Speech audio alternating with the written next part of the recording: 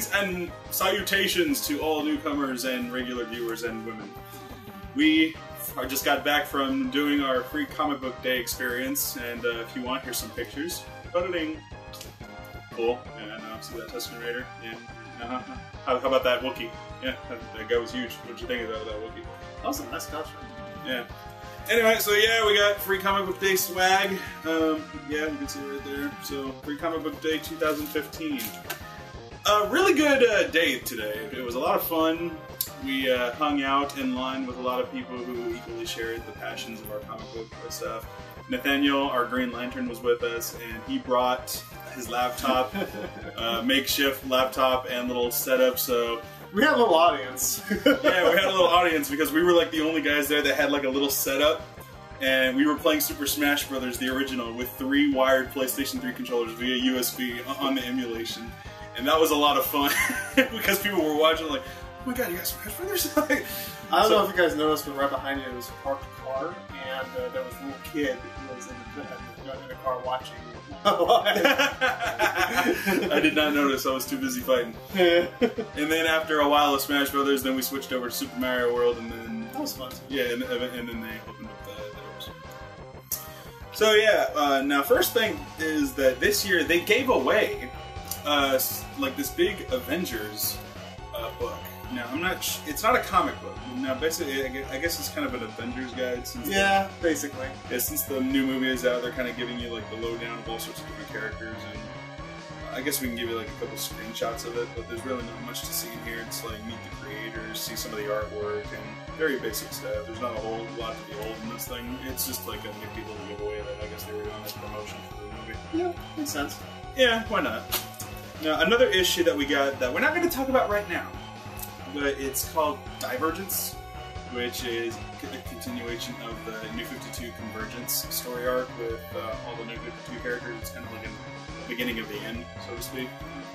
So, keep an eye out if you're interested in that. Kind of a preview of what's to come in DC Comics, I guess, after Convergence comes. Yeah, probably. So, the thing about this year's free comic book day is the rules were that everyone had 2 comics to choose. Yeah, like kids had 3 and adults had 2. Like, for the past couple years, it was always a rule that kids could usually get around 5 comic books, and adults were always stuck to 2. BS rule. Well, I guess maybe they wanted to... we had a couple theories on it. My theory is that they just want to make sure that everyone got something. They got something. And you don't want to be in line for... We were fortunate because we got there like several hours early. Oh, because we knew in advance. Yeah. It was packed like 2 years ago when we first showed up. We're pretty close up, so but when you're standing in line for a few hours, you want to make sure you get something.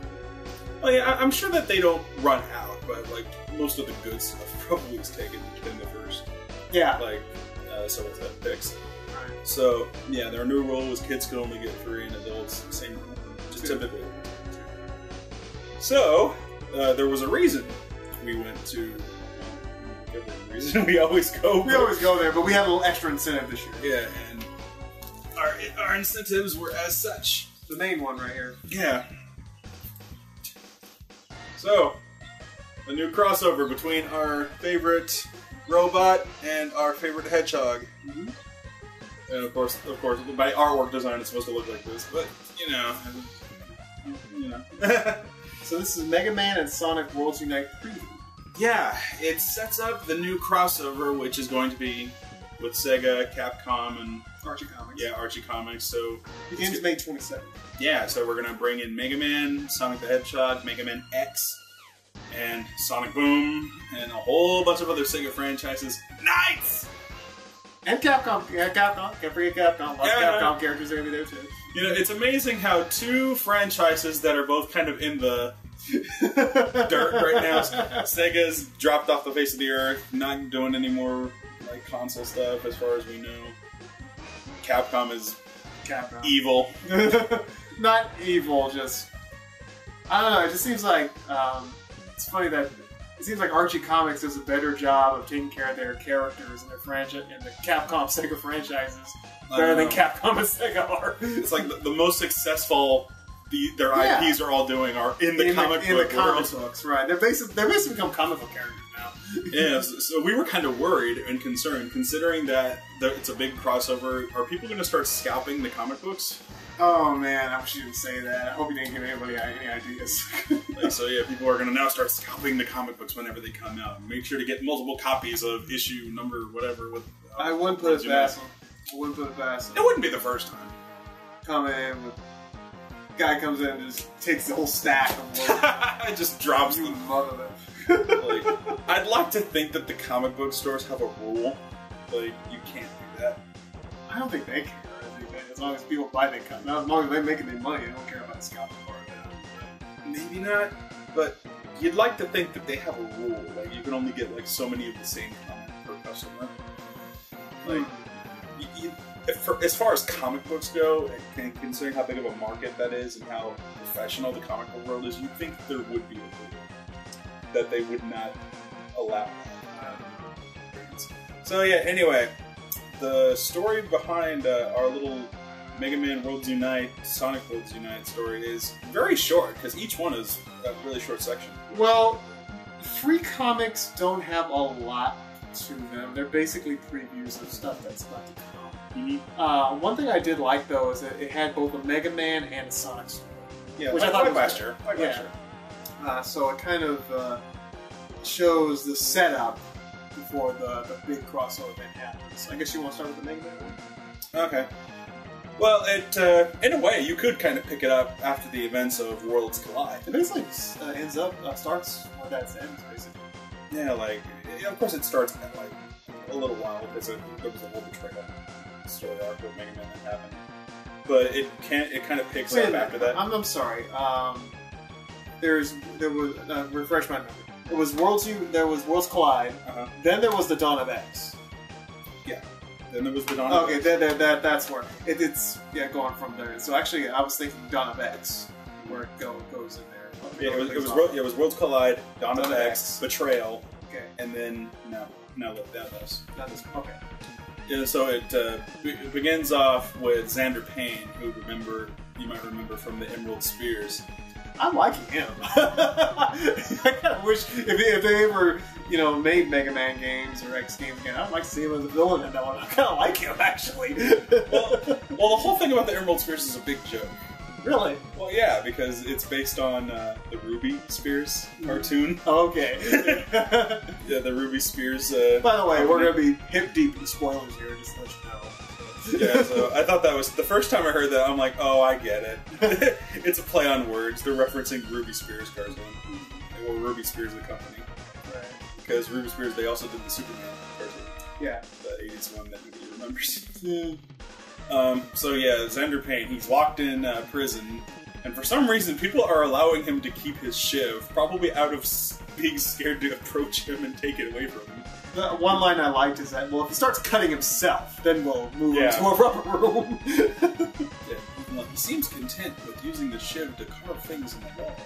He's not really using it on anybody, but if he starts cutting himself, we're going to have to confiscate it, and we are going to have to move on it. Yeah, I really like how the stories do not mind, like, even though it's Archie, they don't mind going out of their way to, like, address possible dark stuff, like cutting yourself and that sort of thing. Yeah. Like, they can delve into deep stuff, but they take it seriously. They're very tongue-in-cheek about it. Mm-hmm. But they do know how serious it is, but they're not dark and gloomy in your face. He's evil, so he should act evil. Now, that's the ultimate question. Is he evil? Because he's definitely a human rights activist, but he's a hardcore one. He hates robots. He believes they have no place in society. They have no feelings. They are not people. They should not be treated as people. It's a form of racism, but against robots. Now, is that really a thing? Well, he's worried about robots overtaking humanity, and considering what he saw when he appeared in the future with Mega Man X, and how he saw that robots were predominant over the human race, he was now even more sure than ever that he had to fulfill this.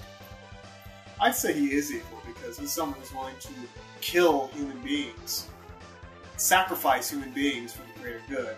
He was so extreme that even the extremists thought he was too extreme. Yeah. So I say he is evil. He's a complete whack job. He is okay. He's evil, but he's not one of those bad guys that thinks he's evil. Yeah, he thinks that's what makes him the most evil. Because the most evil bad guys are the ones who think they're good. Yeah, they never. It's like it's very, very cartoony if you're one of those bad guys that knows you're evil. You know those old sayings like a crazy man never thinks himself as crazy. Yeah, they never do because they understand what they're thinking. Right. So everybody else is just exactly. So yeah, Xander Payne, he's carving stuff on the walls inside of the cells and prison. The whole thing is narrated by MegaMan. Can I give you a rundown? Basically, it's kind of like an origin story for Xander Payne. Basically. Yeah, like they show you like how he first encountered MegaMan, and on MegaMan's first outing, Xander Payne apparently was working with Riley for some reason, and MegaMan showed up, and if you've played Mega Man 1, you know what happens. Mm-hmm. So, yeah, it's basically all it is really an origin story for how Xander Payne got into the position that he was, why he did what he did, and it's kind of a short little retelling of the events of Mega Man 1, how he appeared out of nowhere. Dr. Light's giving him orders, he's taking out Man and the like. So yeah, that's all it was. It was basically just a prelude, building up Xander Payne so you can understand him more as a character, his motivations, his reason, and his why. And I think the setup is really on Sonic the Hedgehog. Yeah, the Sonic. I guess we'll just go right into the Sonic the Hedgehog one, where that actually had more of what leads to this event. Yeah, big world crossover event. And I think it's clever how they call it like the Genesis. Yeah, the Genesis effect, right? So the Sonic portion of it starred Sonic the Hedgehog, Dr. Eggman, Silver the Hedgehog, and Ifrit from Sonic Rivals 2. You noticed that. They brought in a villain from a PSP Sonic game. I thought that's great. That shows a lot of research. Now, what I find funny is like all on Sonic's pages, you're seeing like letters from the editor, like whenever they talk about anything, immediately they're like, wow, I wish Tails was here to help me see Sonic Universe issue 271 to see what happened to Tails. Yeah. Well, that's smart. Yeah, it is. Yeah. Now I'm curious, what did happen to Tails? What did happen to Tails? What's going on here? What's going on? Right. I know Sonic Boom is somewhere in the mix. What confuses me, though, is that I know that Sonic the Hedgehog comics and Sonic Universe comics are the same timeline. Right. They're the same story, the same timeline, taking place probably at the same time. Right. Which confuses me. Because sometimes I've picked them up and I see two different stories going on at the same time with the same characters, and I'm just like, what? Well, that happens. That happens. You go to DC Comics, they usually have like 4 different Superman storylines going on in a month. Action Comics, Superman, Adventures of Superman. So it happens. Yeah, it does. Time period is always kind of iffy. You just go, well, this is happening. These are stories that are happening. We just don't know the chronological order of the events. So it makes sense. I mean, it's happened before. Because I remember, in Worlds Collide, like there'd be the Mega Man issues, and then there'd be the Sonic Universe and Sonic the Hedgehog, and they're all happening at the exact same time. And I'm just like, wow, this is confusing. Like, why? It's kind of like, why bother having 2 comics if you're just going to continue the same story arc going on at the same time? Are the same story, or are there different stories from different? Is like Sonic Universe telling its own story, and Sonic the Hedgehog telling its own story? You'd think, but then they lead into the same thing where it's taking place immediately at the same time, where Sonic Universe and Sonic, like the whole worlds collide. Like no matter which one you picked up, it was literally the next part of the story. Well, I'm thinking maybe that Sonic is probably one of the best sellers. So no doubt. So they figure, hey, more comics, more stuff, people are buying up. Because more chances to tell stories. Yeah, because they're already well over their 200 issues. So, right. Like Mega Man, I'm sure is doing reasonably well. So yeah, with Sonic, it starts out with him being chased by Dr. Robotnik, who, of course, wants Sonic out of the picture. Because Robotnik is trying to take over the city. Eggman wants Sonic out of the picture. Yes. Granted. So yeah, the Genesis waves start showing up from, like if you remember Worlds Collide, that's how it happened. The beginning issues collided, where this Genesis wave showed up and it started combining universes, and that's how Wily and Dr. Robotnik met. And they came up with the plan to work together for the time that... There's like these portals now, and they're like showing up all over the world. It's like, Silver talked to this doctor, and the scientist would explain it's like shards, and how it's like shattering this. You could really say it's a take on Crisis on Infinite Earths. It is. Yeah. Basic stuff. So yeah, it's leading to multiple universes. It's going to lead to Sonic Boom. It's going to lead to Mega Man X's world, Neo Arcadia. It's going to lead to so many different places. Now that's the thing too about Sonic Boom. Is that an alternate universe? Yeah, like Sega even came out and said that Sonic Boom should not be considered canon with the regular Sonic timeline. It is its own thing. That's it. They probably said that just because they did so terribly that, like, okay, we know. So yeah, there was no getting around it. So yeah, Sonic Boom is his own thing. There was no Sonic Boom mentioned in the comic, but you definitely know you're going to see X again, which, yes. Why doesn't he have his own comic? We were talking about that. He should. We're hoping that eventually they will start a Mega Man X comic. I will get the variants. I will get everything. Yes. We're so hungry for new Mega Man stuff, man. Yeah, I'm so hungry for new X. He's my favorite. Right, he's your favorite character. X. So like, it's really cool. I have a feeling that Silver the Hedgehog will play a major role in this. Well, he probably will, because they talked about how he's got the power to shut him down. Right. So that's kind of what he's doing. I also like we have the contrast of I think pairing Mega Man and Sonic are good because attitude-wise they're so different from each other. Mm-hmm. Where Mega Man is very much the Dudley Do-Right. Sonic is the smart aleck. Yeah, he is. He's the very much carefree. One of my favorite parts of the Sonic one is where he's like falling after Silver closes the portal and Sonic's falling. Great, now catch me. Great, now catch me when you have a chance. Die. Oh! Sorry about that. It's no use! Oh man, that's cool. Every time I see Silver, I always remember that because how could you not? When I played that game, I was stuck on that level forever. It's no use. Take this. It's no use. Take this. It's no use. Take this. It's no use. Take this. It's no use. Take this. It's no use. Take this! It's no use! Yeah, man, speaks the truth. No use. It speaks the truth. No use. Especially when he locks you into that corner and you're just kind of looping forever and you're stuck. You have to reset the game. I'm like, oh man, speaks the truth. It's clearly no use. So it looks like the major villains in this one are going to be Xander and... Yeah. They were building up Xander for a while. Yeah, with Black Man. Yeah, so, because you know Dr. Wily and Ivo are not going to team up again after the betrayal. Wily's kind of... out of action for the time being, I think. Especially after the ending of the last star. Yeah. So Wily was pretty messed up after the last one, so you guys got missing in action for a while. Which is cool, because I'd like to see Xander Payne do more, and they were building him. Yeah. So it'd be really cool for them to... Actually, what I'm really interested in seeing, and I hope it happens, is I'm really interested in seeing Mega Man X. You know, that's the big thing, and that I'm really looking forward to. Just to see X in Mega Man. Because correct me if I'm wrong, in the history of Mega Man, I think that's only happened once, and that was during the cartoon. Yeah, only during the Mega X cartoon series by Ruby Spears, which is even more fitting that Emerald Spears would be the cause of it. Right. Now, what makes this kind of special, and I hope they play it out right, was that for years, and honestly even to this day, Capcom had never, ever bridged the timeline. You know it's together. Right. You know that's the inevitable future of Mega Man, but they never explain how. However, they give you quite a lot of subtle clues as where you can build your own. Like set on how it happened. We pretty much know for a fact eventually Proto Man is going to die from his own malfunctions that his body has. Blues. Yeah, blues. Because he has a malfunction within his body, or a virus, if you will, that he refuses to let Dr. Light fix because it's kind of a part of him and he kind of accepts it. That's just the way Proto Man is. We know Dr. Wily was building Zero, because at the end of Mega Man The Power Fighters 2, there's that whole cutscene with Bass talking about this girly-haired robot. Do you think this is going to be your ultimate saver? I'm sure I can beat him.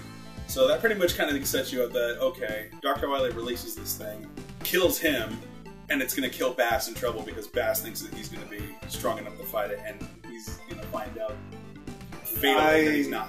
Absolutely love that moment. That was one of my most favorite moments in any Mega Man game. You see that silhouette of Zero in Dr. Wily's laboratory. And another support is in Mega Man X4 when you see that 2-second screenshot where you see Zero's hands are full covered in blood. Right. You know he killed someone, and the only human that he probably got his hands on was Wily. So yeah. As for Roll, she probably was one of the casualties, probably died, as probably did Eddie. Rush. No, I'm sure they're not going to go into that here. Oh yeah, I doubt they'll go into that, but they'll probably give something for X to think about. So I'm assuming these portals then are going to be more than just like gateways between portals, but also gateways between time. It's possible because Silver is a time traveler, and they already kind of did that once. Okay. It is going to be interesting to see how all the other characters get brought in, like Knights. I know, that's going to be really Street cool. Fighter. Considering Knights only existed in the Dream World. Yeah. And of course, you see those awesome covers of them all attacking and stuff. It looks awesome how they're doing it. So does that mean we'll see Riala and Wise Man too? Probably. Maybe. We'll see the Streets of Rage characters. They're not in this, but I didn't see it done. But it'd be nice to see it. They might be. Maybe. Maybe that's true. Maybe Segata Sancho. Maybe. Oh, that'd be awesome. He did appear in a Sonic issue. Yeah, Segata Sancho. And of course, the only one who could beat him is Sonic himself, because Sonic is the faces nigga. Segata Sancho. Who else was on there? Were the Golden Axe guys on there? Well, I know Beautiful Joe was there. Yeah, a lot of Monster Hunters going to be having featured on there. Was Okami there? Probably. Yes, Amaterasu was there. Anyway. Yeah, so I thought it was a fun setup. You know, kind of told you, okay, this is how we're gonna do it. You know, we're gonna get the prelude out of the way, and then on May 27th, let's get this party started. Awesome. Is it gonna start with a Mega Man issue? It starts the Sonic Universe. Yeah, Sonic Universe. But there's like a whole list of. It's like gonna be like 4 issues a month over the next 6 months. So every week we have something to talk about. Well, that's good. Which is cool because I've had a recommendation on the Sonic the Hedgehog comics that they're actually really good. So it's gonna be a nice start. Yeah. There's one that I am disappointed that I couldn't get. Of the Worlds Collide series that happened a while back. There was I think it was issue number 8, where like all the characters were kind of featured like a chibi, in a chibi form.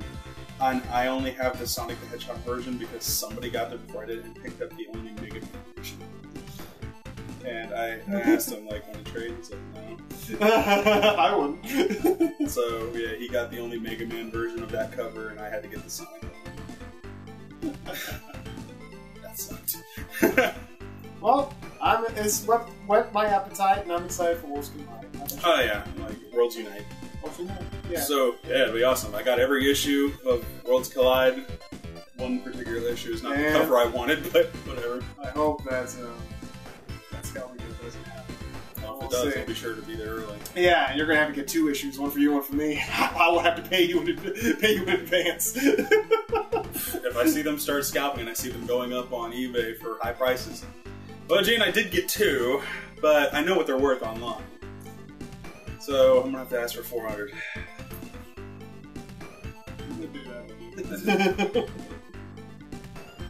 Oh, well. Gotta do what you gotta do to make money, I guess. So, any final thoughts? Well, it's a shame that Archie knows how to treat them with respect. It's a shame Nintendo knows how to treat them with respect. It's just amazing that Archie Comics is doing Sonic and Mega Man better than Sega and Capcom. It's amazing that Nintendo is doing better with these characters that they don't own. I've always said for years that Sega and Capcom should make some sort of deal with Nintendo. It just makes perfect sense for them to license the characters. You know, hey, you know what? Nintendo, you guys can still make the games. Nintendo we can fund them. Or knows we have enough money.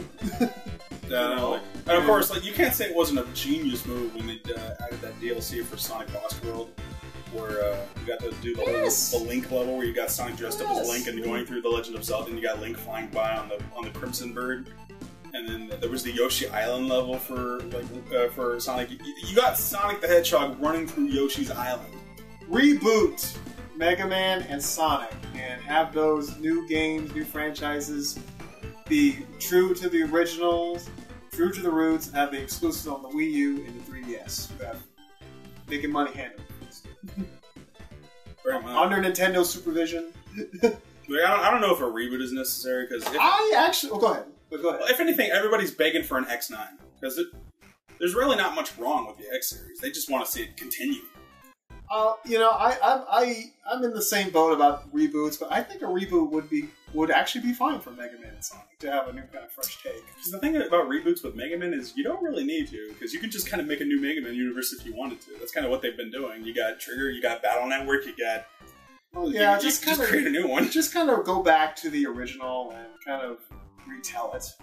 You know, with fresh new take, fresh new gameplay. You know, just before we went off into all these other extra things, the Sonic Booms and the Mega Man networks, why don't we just take these franchises back to the roots? And they have. Just retell them the way they're supposed to be done, you know, under Nintendo's guidance. You know, hey, because Nintendo, one thing they love is franchises. Yeah. And especially mascot characters. Yeah, and they have done they so fit before. Perfectly well in there. Either you have the comic books by Archie retelling the original story, or you've got the Japanese manga, which we have, the Mega Mix and the Gigamix that also retell it their way. Mm-hmm. So, if anything, yeah, you can retell the story in different ways, and it can work. They tried to reboot it for the PSP, but the PSP proved too easily hackable. And I just think like I said, that's my opinion, but I just think a fresh start for both. Characters, both franchises, under Nintendo's umbrella would be a breath of fresh air. Now with Sonic, I don't think he needs a reboot. I just think that he needs an overhaul. They need to put the friends on ice for a while. Right. Give them a break because they're crowding Sonic in his own games. I mean, you got too many side characters that are showing up. You got too much complicated gameplay going on. Sonic doesn't need a reboot because reboots are cool every now and then, but they're not ultimate. It's kind of like I kind of see them kind of like an easy way out. But for Sonic, he doesn't need one. He just needs an overhaul. Mega Man, it'd be cool to see a reboot. For the X series, I don't think it needs one because we already kind of started one with Maverick Hunter X. So if anything, just keep it going because we want to see X9. We want to see the story continue because X8 left us on a cliffhanger that we never got to see. Well, the thing about reboots for me, I think, is it allows us to wipe the slate clean. To say, okay, we kind of messed up. Let's just wipe the slate clean. Let's get back to what originally worked. Like, but I do agree. The character we need for Sonic is Sonic the Hedgehog, and Tails, and Dr. Robotnik. Yeah, and there you go. And Knuckles. With the gameplay similar to Generations. Yeah. Or Sonic Colors. Or Sonic Colors. Yeah. Like or heck, if you can clean it up even better. Clean it up. Start from the start. The only quintessential characters for Sonic for me always were ever Dr. Robotnik, Sonic, Tails, Knuckles, and Amy on the side. Those were all you needed. You didn't need anybody else. On occasion, if you wanted to get a little weird or throw a curveball, you'd have another character show up. But it seemed like just in every single Sonic game after that, except for Sonic Colors, like we had cameos from characters just coming out of the left. I thought it was the biggest mistake when they brought Shadow back after he died in Sonic 2. Right, and that's the reason why I'm for a reboot, because it kind of sweeps all that stuff aside and said, okay, let's get back to the beginning. Let's get back to the way it was before all this clutter happened, and let's just start having fun. Yeah. And I'm not against the idea of a reboot, but... And I like the idea of a reboot for Mega Man because it also has a chance to like reintroduce the character and reintroduce them to potentially new fans, as well as give those old fans what they've been wanting for a long time. Yeah, I'd like to see the game like produced by Capcom, developed by Nintendo, and co-developed by Platinum Games. Mega Man? Mm-hmm. Yeah, why would you be Platinum? Because I like the way that they go. Like Platinum really hasn't done anything bad. You can argue against some of their more creative choices like Wonderful 101 and Anarchy Reigns, but when it comes to like true hardcore stuff like Metal Gear Rising or Bayonetta, they can deliver, and they deliver strong. So, seeing how they would do, I'd be curious to see what they could do with a blaster type game. Like you could be close and personal with one because you remember seeing that short with Mega Man X fighting all of those robots like close to close and then doing the blasts and stuff. Yeah, like I think that'd be really cool to see if Platinum Games did something like that with Mega Man X. Well, I think the people at Capcom and Sega, there's people that know how to make good games. And I think both companies have been suffering from very bad management decisions. So if you had Nintendo, not to say Nintendo was perfect, Nintendo's might have made mistakes as well, but you know, I feel more comfortable under Nintendo's guidance than Capcom's saying. Let the gamers make it, but have Nintendo be the ones supervising everything and funding it. And bring those franchises to those consoles. See, the difference about Nintendo's mistakes, though, is that their mistakes aren't because of, I guess you could say, bad business decisions, as much as they are trying to experiment and trying to take risks. That's where their mistakes are done. They're taking risks in some areas that people don't want. Yeah, when they take risks in other things, it works. And you gotta do that. Sometimes these businesses take risks. And with a lot of the companies, if not all of them outside of Nintendo, either they don't want to take the risks, or they'd rather go down with their ship rather than do it somebody else's way and succeed. I think when it comes to Mega Man and Sonic the Hedgehog, I don't see very much risk in either one. I think if they have the following. If you make good Mega Man and make good Sonic, the fans will come. Yeah, like I don't see any risk there. Yes, the fans are very pleasable. Yeah. Fans are very pleasable. Just give them a good game. It's not that hard. Maybe it is. Like Assassin's Creed Unity, like, shoot, man, maybe they couldn't make one. They're having such a bad time with this thing, maybe they really can't. Yeah, so I just say, well, that's my thoughts on it. I agree, but yeah, like, in hindsight, it doesn't seem that hard. Just take it back, start again on Nintendo. Let's get this part started. Or at the very least, just give a damn. Right. Like, don't just throw it together. Like, don't give your $1 million icon to a company who has no idea what they're doing, and then put so much marketing into it without knowing, and knowing the game isn't done. Right. My God. It's like... You can't shine poop. It's like, I gotta ask Sega, did you guys even play it? Well, that's my thoughts. So, yeah. Worlds Unite begins May 27th, and we just got the Prelude, so it's exciting to see where it goes. See you then. And just like Worlds Collide, there will be a review for each issue. And if it's like last time, you'll probably see each episode appearing on the MegaMan Network. You might see this one on the MegaMan Network. We'll see. Thanks for watching. Long live MegaMan. And Sonic.